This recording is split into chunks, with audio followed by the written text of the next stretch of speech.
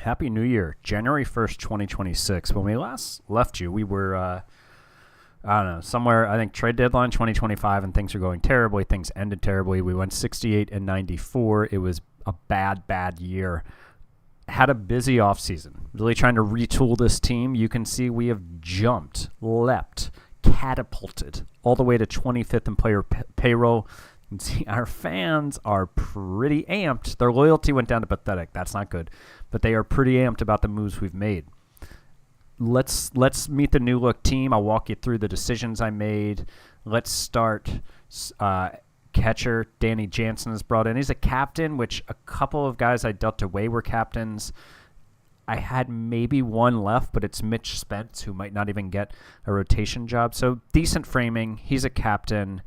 Yeah, I don't expect a lot from him, but it's a one-year deal. He put up, so last year he played in Tampa, put up just a 63 WRC plus, but 0.8 WAR. His framing was positive, so mainly here to be a captain and to be a decent defensive catcher. And we also needed a righty bat, so he checked all those boxes for us. Why did we need a righty bat? Because we brought in a lot of lefty bats. The biggest one being this guy, Big Matt Olson, coming over from the Atlanta Braves. Now, you remember in real life, 2024, Olson had a bit of a down year. It was better with WRC plus. His WAR was strangely like a good bit lower, almost a win worse. I guess his fielding was bad, but it might just be the way that Out of the Park calculates WAR in the game for first baseman versus real life. Could be a bunch of different things. He hit 29 bombs again, so his days of 54 seem gone. I do worry about his age and his decline in performance a bit. I sure do, and I think the Braves must have too, because they were looking to shed some payroll here. They did retain 25%, so we're only paying him like 16 or 17 mil a year. Now, that is 4 more years plus a team option for a guy who is 31. This deal is not without risk, especially in a park that suppresses home runs compared to Atlanta. Pittsburgh is below average for home runs. Atlanta is above average for home runs in this game. This could be, this was not without risk, but I felt like with them retaining salary and the price, like it just made too much sense. Now, I admit I was, if this was let me say it this way, if this was a fictional league, I might not have made this trade, so maybe I shouldn't have, right? But because Nick Gonzalez is just a really good-looking player in this game, but the power's low, the range is only 55. He doesn't have a great defensive home, so I was a little down on him. Now, he did put up a 108 WRC plus and 1.5 WAR last year in 106 games. He doubled 40 times, so this gap power, 80 out of 80, which doesn't max out the bar for some reason, is real. Very, very real. But it was just, I feel like, it's a risk I had to take. Maybe Nick Gonzalez is going to go to Atlanta, and he could be an all-star player for sure. He could definitely be an all-star second baseman. It looks like they're going to play him at first base, which is interesting. I guess they have Ozzie Albies at second. That makes sense. So Matt Olson is going to be our everyday first baseman. He's going to bat third or fourth. Another guy that we brought in is Bo Bichette. Before you get too excited, he had another meh year. You can see he was in Toronto and Detroit. Toronto traded him. He went to Detroit and was just not good in about a third of the season. He put up just an 86 WRC plus. Now, in real life, last year he missed like exactly half the year, had a 68 WRC plus, 86 this year. Could this be a bad signing? Yes, it could. And I actually was thinking about this deal, 4 years, $48 million. Even if Bo had a year like this year, I don't think he's signing that deal. What I think is more fair probably is to give him an opt-out after the first or second year. Now, real life, I think it would be the second, since I am being a generous human and adding some realism to the game. I'm going to do it after the second one instead of the first. Where's contract? This side? Is that where it is? I never do this. It's somewhere on this page, right? Isn't it? I'm sure you guys are yelling at me. All right, player opt-out after year 2. Yeah, that makes more sense, because he would be looking like, okay, let me go to Detroit or go to Pittsburgh. I'll get some money, but I will try to rebuild my value, and he'll hit free agency at the age of 29, which really isn't bad. If he had 2 good years, like, he can definitely cash in still. but he might have 2 bad years and stay in it. I'm going to play him at third base. The arm isn't perfect for third base, but it's good enough, and I needed a right-handed hitting third baseman, and there wasn't a good one out there. I tried to make a couple trades for right-handed hitting third baseman. No one really fit the bill. So we signed Bo, and we convinced him to move to third, opt out after 2 years that you can see we just gave him. We'll turn commission mode off now. But yeah, I feel like that's I still feel like the dollar amount's low. Like if he was going to sign like a 2-year deal, like, you know, Bo Bichette, I think, has the ceiling to where he would command maybe like $20 million. I don't know. Wins are going for like he was a 1.6 WAR player, and I'm sure he projects for more than that. And wins, I think, were like 12 million a win almost on the free agent market in real life this year. So I could see him getting like 20 to 24 million in real life if this were his situation. But anyways, 4 years, 48 million. We got him we'll give him an opt out after 2 years to make it a little more believable. We brought in Miguel Rojas to be our shortstop. The bottom of the order is going to be a problem. You know, Danny Jansen, Miguel Rojas. You'll see I signed Michael A. Taylor for center field. They're here for their defense. Just decided like I couldn't pay everybody a lot of money, so I had to go with some guys who were just defense first, really cheap, and are going to have like a 56 WRC plus, right? And for us right now, that's Miguel Rojas, and $2 million, righty bat, 36 years old. I don't know. I don't have a lot of hope for him being much better than he was in LA, but we'll see. We'll see. The avoid Ks is nice. What was I going to look at? I was going to show you. I can't remember. Anyways, lost my train of thought there. And yeah, maybe I don't know. Maybe he'll have a decent year here for us, but it would be nice if he bounced back. But I don't hold out a ton of hope for him doing that. In center field, Michael A. Taylor, 75 range. He played in Chicago last year. Put up just .3 WAR, 70 WRC plus. They played him in left field a lot, which I thought was really strange. But you know, whatever. And his zone rating was not as high as I thought it would be, so maybe age is catching up to him. But we're gonna give him a shot. When did he win his Gold Glove? 2021.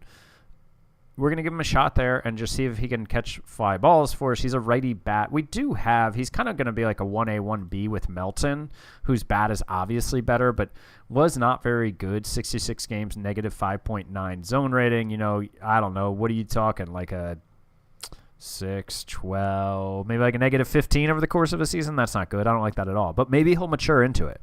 So he'll get a lot of playing time against righties.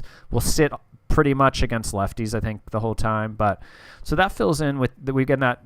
Tamar Johnson is going to start as the favorite to win the second base job, and I think he'll probably win it and be given a chance to play it every day. We've got O'Neal Cruz coming back in left field, coming off the 4.9 WAR season. We've got Lawrence Butler coming off the 3.6 WAR season, and then Brian Reynolds will be at DH since he just like forgot how to play defense last year for some reason. He really cooled off in the second half. Pitching, we did many things too. Zach Gallen is now a part of the team. Don't get too excited yet. Zach Gallen is coming off a disaster year where he put up 0.8 WAR, negative 0.9 R WAR. He had a negative R WAR season with a 5.80 ERA. FIP a whole run lower, but the strikeouts are down. The walks are up. The home runs were up. The strikeout to walk ratio was like half almost of what it was in 2023.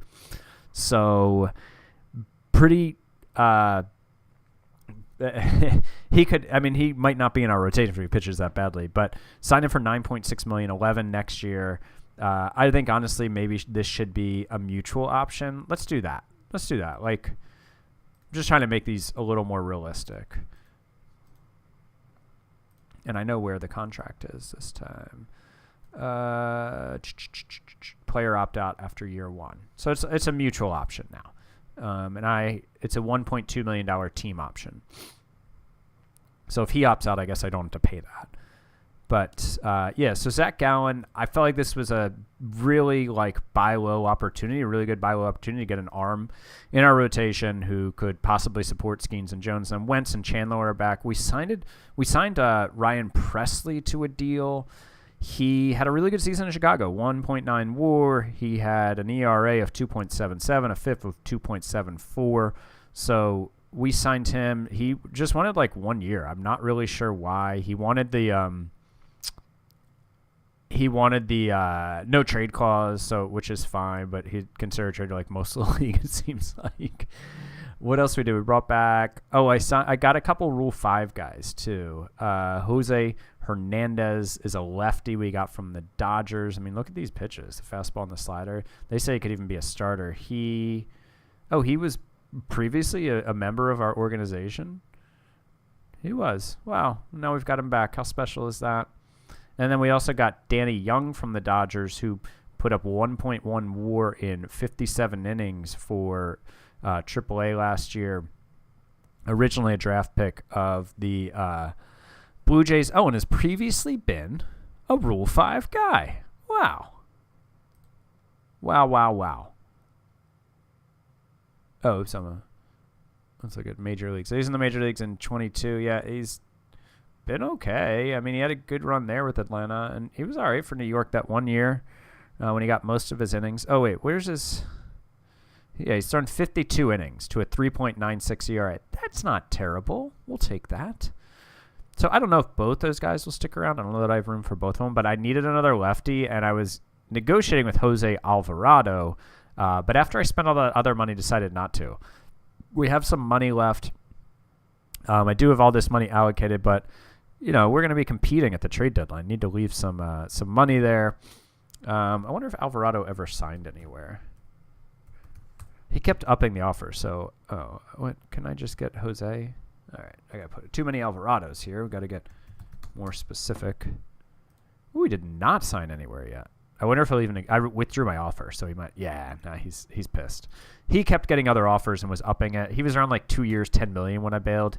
So as you can see, I could use that buffer room. I did trade Cabrian Hayes to the Orioles. Will he come up if I just say Brian Hayes? I'm not sure how the apostrophe works to throw it off. I traded him to the Orioles for a prospect named Mike Boev, who looks pretty good. The Orioles got him for Ramon Urias for some reason. Oh, Urias went to Milwaukee and killed it. Good for him. He's very unhappy though. Why?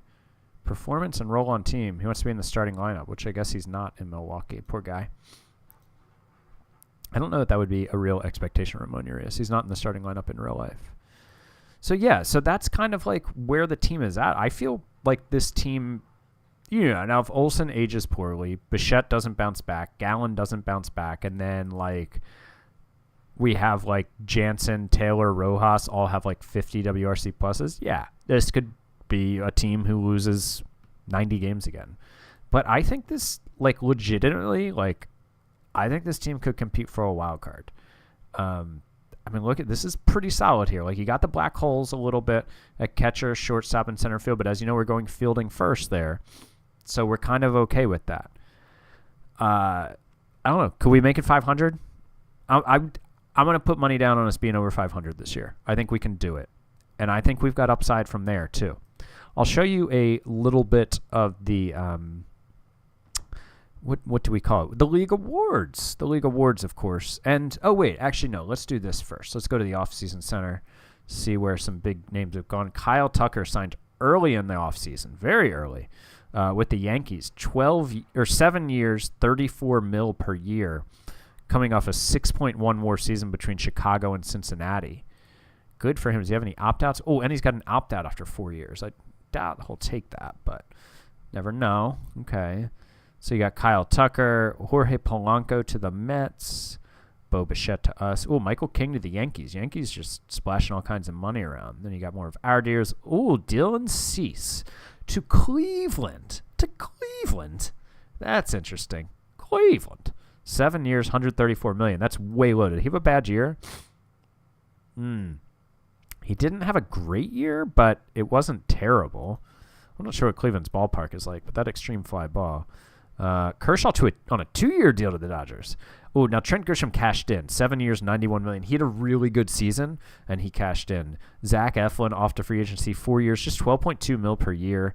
Pete Alonso to the Chicago White Sox. 7 years, $116 million. That's amazing. I love that. That's so funny. JT Realmuto back to the Marlins. 4-year deal. Jock Peterson. Yastrzemski. There's a Bregman deal out here somewhere. Oh, Suarez went to the Cubs for 4 years, 62. A rise to the White Sox. The White Sox are making moves, man.